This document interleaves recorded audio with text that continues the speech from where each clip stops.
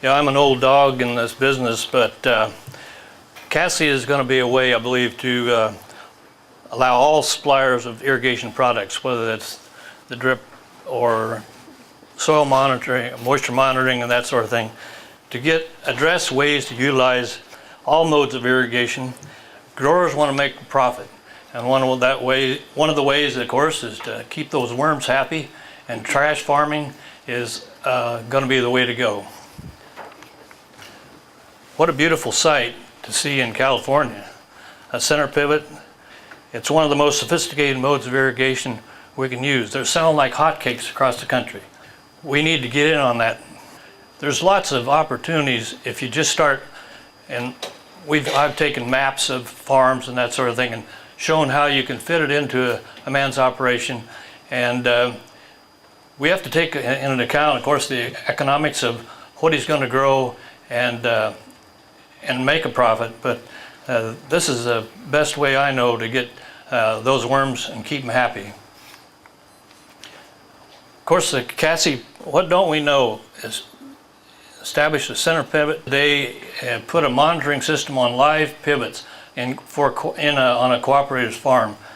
If they could look through a window and watch the operation of a pivot, seeing how much fuel they're using, how much water they're putting down, and monitor that soil moisture level with a unit, I believe they would adopt it a lot faster. And once we get to rolling with this CASI movement, we're going to allow farmers to do that. If they want to chime into a website, maybe subscribe to this service, they could watch pivots in action. Also, we'd like to see a training center built to motivate, educate, and demonstrate. We've seen that earlier today. The awareness to make every drop count, along with saving energy, and of course, trash farming is going to help in a lot of other ways. If we can put on some symposiums showing how people really, we're going to keep these researchers behind us to keep us honest, but I believe we need more macro experiment or research rather than micro research to get this stuff adapted in the use today. Field days, of course, ag extension and everything else can follow behind us. There's a lot of people here with the news and magazines and that sort of thing. We can communicate a lot of this if we have data, information that the farmers can look at. But like someone mentioned before, we need farmers talking to farmers, and this stuff really gets adapted. One of the things that we haven't addressed a lot in the state is processing dairy waste and running it through pivots, and there's still a lot of work to be done there. NRCS can get involved with that strongly as far as matching funds and that sort of thing to help this get it on the road to adoption. Of course, USDA and UC Davis, Fresno State, and those people will, of course, be happy to cooperate with all our efforts. Of course, we're going to have to hire a coordinator that would solicit current users of center pivots to monitor and work with them on a daily basis. That would be really interesting and challenging for someone. There'll be daily updates that will be needed to include, of course, what crops being grown and the tillage operations that went into starting the crop, fuel consumption. Like I mentioned before, a small subscription for a farmer to just link up to monitor what's going on in some of these fields. We know that California farmers are facing some unique problems. If a practice saves money, they will adopt it. Even though there's some reluctance, farmers want to view the successes and failures of our current practices. That allows an opportunity to tour these farms, and it'd be really a service to the whole ag industry on the west side. What a tool right here, looking at a panel on the center pivot.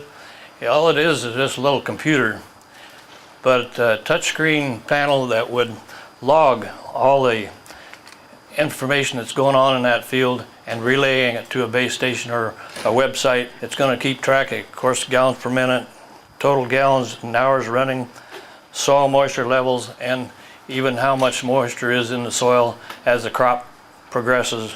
Currently, most of our overhead equipment users utilize telemetry. Lindsay, Ranke, T&L, and Valmont have really brought this on in a strong way in the last 3 or 4 years.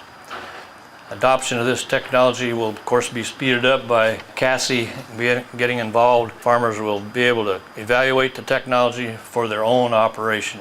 I mentioned before some of the people that are going to be available, but of course the University of California Westside Research Station is going to be kind of our base. It'll revolve around that, the current users in that area. There's going to be more pivots put in out there, but there's going to be ups and downs in what their successes are. Some of the, other than the pivot manufacturers, are related suppliers, especially soil moisture monitoring, water meters, suppliers of all these technologies that we're going to bring in as far as the team. Today, in the 21st century, basically agricultural products are the only thing we export. Not only to foreign countries, but we're producing beef and milk that goes all over the country. We're doing a lot better than Walmart as far as being able to produce something that's tangible. We need to prove we're good stewards of the valley. Of course, every drop counts. And the land and water resources, as land prices go up, and it's really going up lately because of ag products are really increasing in price. It's time to make soil, not just stir the dirt. And I might mention that we want to make sure that the west side doesn't turn into a Buffalo Commons. Additional information about these innovative conservation agriculture systems is available on the Conservation Agriculture Systems Innovation website.